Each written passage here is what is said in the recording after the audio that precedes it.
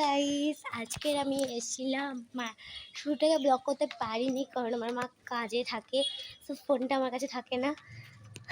আশেষ ব্লগটা আমি করতে পারিনি, কিন্তু যাওয়ার ব্লগটা আমি করছি। আমি রেডি হয়েছিলাম, দেখতেই পাচ্ছি ব্লগ করেছি, তো যাচ্ছি। চলো লেটস গো। এতক্ষণ ঘুরে আমার মায়ের অবস্থাটা খুবই খারাপ হয়ে গেছে। আমার দাঁড়াও, আমি কুকুরকে খুবই ভয় পাই। চলো, দেখো দুটো কুকুর আমায় খেয়ে নেবে। না, তিনটে বেড়ে গেছে কুকুরের সংখ্যা, আর আমার বুকটাও। আমি কুকুর দিয়ে খুবই ভয় পাই। আমার মা এর সাথে দেখা করতে এসছে, যদি তাকে দেখতে পায় ভালো।